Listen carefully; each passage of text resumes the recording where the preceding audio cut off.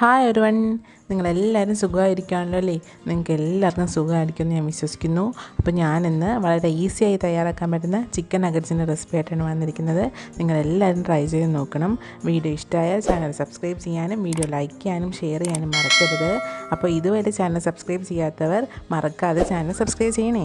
അപ്പോൾ നമുക്ക് നമ്മുടെ റെസിപ്പിയിലേക്ക് പോകാം. ഇതിനായിട്ട് ഞാൻ ചിക്കൻ നന്നായിട്ട് കഴുകി വൃത്തിയാക്കി ചെറിയ പീസസ് ആക്കിയതാണ്. അത് ഞാൻ മിക്സിയുടെ ജാറിലേക്ക് ആഡ് ചെയ്ത് കൊടുക്കുകയാണ്. ഇനി ഇതിലേക്ക് 1 ടീസ്പൂൺ ഇഞ്ചി വെളുത്തുള്ളി പേസ്റ്റ് ചേർത്ത് കൊടുക്കുക, 1/2 ടീസ്പൂൺ മുളക് പൊടി ചേർത്ത് കൊടുക്കുക, പിന്നെ ആവശ്യത്തിന് ഉപ്പ് ചേർത്ത് കൊടുക്കുക, പിന്നെ 1/2 ടീസ്പൂൺ ഗരം മസാലയും കൂടെ ചേർത്ത് കൊടുക്കുക.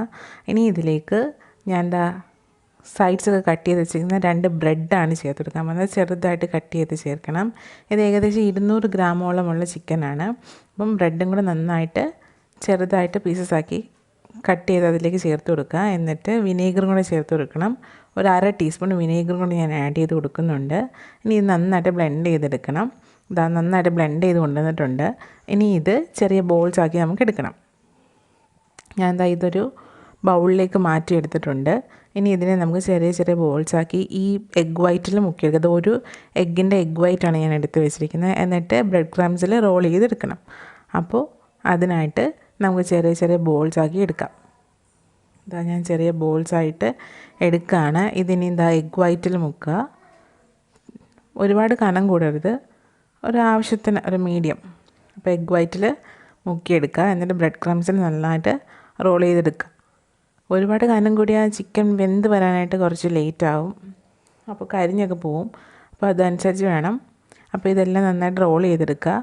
എന്നിട്ട് ഇതുപോലെ എല്ലാം നമുക്ക് കുഞ്ഞു കുഞ്ഞ് ബോൾസാക്കി ബ്രെഡ് ക്രംസിൽ റോൾ ചെയ്ത് എടുക്കണം.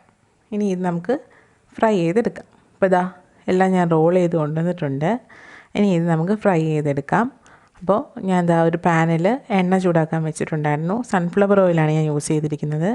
അപ്പം എണ്ണ ചൂടായി വരുമ്പോഴത്തേക്ക് ഓരോരോ പീസസായിട്ട് നമുക്ക് ഇട്ട് കൊടുക്കാം. കുഞ്ഞു കുഞ്ഞ് പീസസാണെല്ലാം. അതിങ്ങനെ ഇട്ട് കൊടുത്ത് നന്നായിട്ട് ഫ്രൈ ചെയ്തെടുക്കണം. ലോ ഫ്ലെയിമിൽ വെച്ചിട്ട് വേണം വേവിച്ചെടുക്കാൻ, അല്ലെങ്കിൽ വേവില്ല, അകം വേവാണ്ടിരിക്കും. അപ്പോൾ അത് ശ്രദ്ധിക്കണം, അല്ലെങ്കിൽ പുറം എല്ലാം കരിഞ്ഞു പോവുകയും ചെയ്യും, അകം വേവുകയില്ല. അപ്പം ചെറിയ തീയിലിട്ട് എല്ലാ സൈഡ്സും നന്നായിട്ട് വേവിച്ചെടുക്കണം. അപ്പോൾ നന്നായിട്ട് ഒരു സൈഡ് നന്നായിട്ട് റെഡിയായി വരുന്നുണ്ട്. നമുക്കപ്പോൾ ഇനി അടുത്ത സൈഡ് തിരിച്ചിട്ട് കൊടുക്കാം. അപ്പോൾ നല്ല ഗോൾഡൻ കളറിൽ വന്നിട്ടുണ്ട്. അപ്പം ശ്രദ്ധിച്ചോണം, കരിഞ്ഞു പോകരുത്.